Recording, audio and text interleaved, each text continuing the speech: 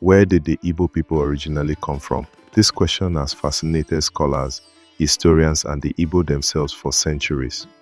Over the past 50 years, many researchers, especially African scholars, have pushed back against the misconception that the Igbo lacked an interest in their history. And through archaeology, linguistics, and oral tradition, new light has been shed on Igbo history. But just like the origin of the word Igbo, the true descent of the Igbo people is still debated, as none of the origin theories put forward has been fully proven. In this video, we will look at the three main theories on the Igbo people's origin: the internal migration theory, the Far East origin or external migration theory, and the autochthonous or always been here hypothesis. At the end of the video, we will speculate on the most credible of these theories, and you can let me know the theory you find most convincing in the comment section. Please take a moment to like this video. Your support means everything to me. Thank you.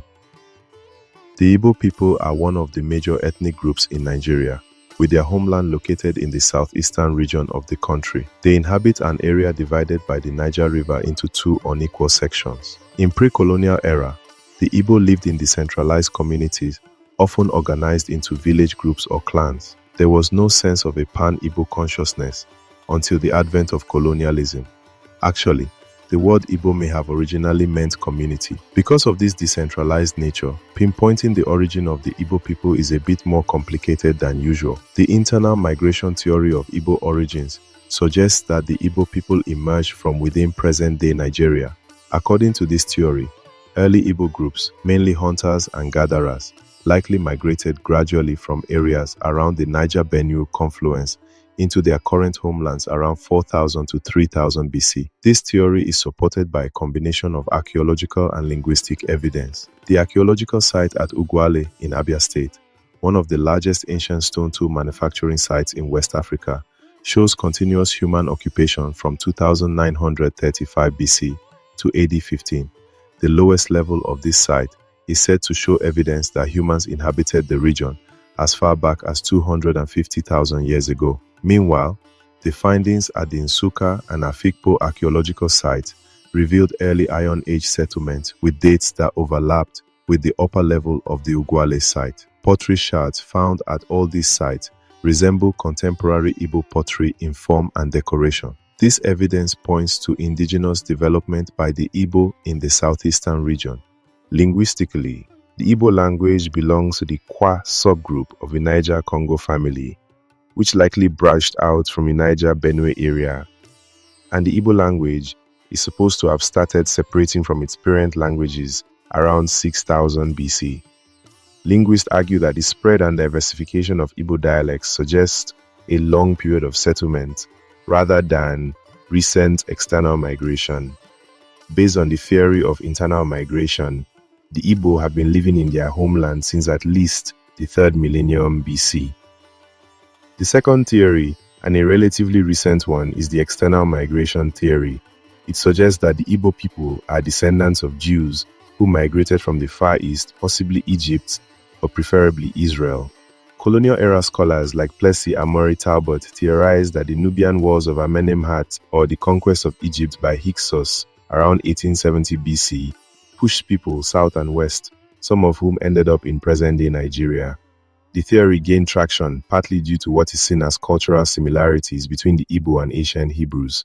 Such similarities include practice of circumcision, animal sacrifice, and certain linguistic patterns in Hebrew and Igbo languages.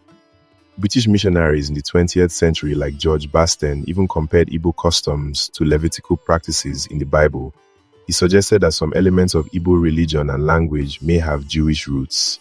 The stigmatist Innocent Okori expanded on this idea, identifying Shechen Igbo in Judea as the original Igbo town before migration and tracing a full migration path from Judea to Igbo land with specific names, dates, and locations. Even though this theory has become popular in some circles, especially among Igbo Christians, it lacks strong archaeological or linguistic support and is viewed with caution by many historians today.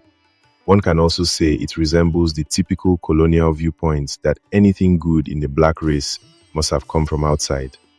The third theory, the autochthony hypothesis, holds that Igbo people are indigenous to southeastern Nigeria and never migrated from anywhere else.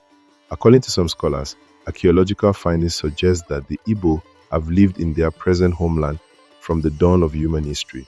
Researchers like the archaeologist Donald Hartle and the historian Adiele Afikpo support this view, referencing the dating of several archaeological findings, especially the prehistoric site at Ugwele, that indicate that the Igbo have lived in the region for more than 6,000 years. And as noted by the author, Elizabeth Isichai, the people of the areas regarded as the Igbo heartland, that is Owerri, Okigwe, Olu, and Oka, have no known migration myths that trace their origin to any foreign land. While some theories connect forms of the name Igbo, such as Ndi-Igbo, to mean the ancients, if we consider the antiquity of the archaeological evidence across Igbo territory, we have to come to the conclusion that Igbo land has been occupied for far longer than the migration theory suggests. The excavations at the Stone Age site at Ugwele revealed 3 cultural layers on top of each other, with radiocarbon dating placing the earliest layer at circa 2935 BC, and the oldest layer is tentatively suggested to be as old as 250,000 years old. This means this site is definitely much older than 5,000 years old, older than the Amenemhat wars that triggered some migration, and even older than Jacob, the father of the tribes of Israel in the Bible. The Stone Age to Iron Age progression, seen in the archaeological records from Ugwele to Afikpo, Nsukka, and Igbo Ukwu site, shows the Igbos specifically had been in continuous occupation of the region. All artifacts excavated are similar in style and uniquely Igbo. To me, it seems the Igbo people sprung from their current homeland. After all, the earliest human ancestors are said to have emerged in Africa. On the other hand, if God can create an Adam and Eve for Eden, why can't he create an Igbo person in Africa? I rest my case. Which theory do you find most convincing? Let me know in the comments. Thanks for watching.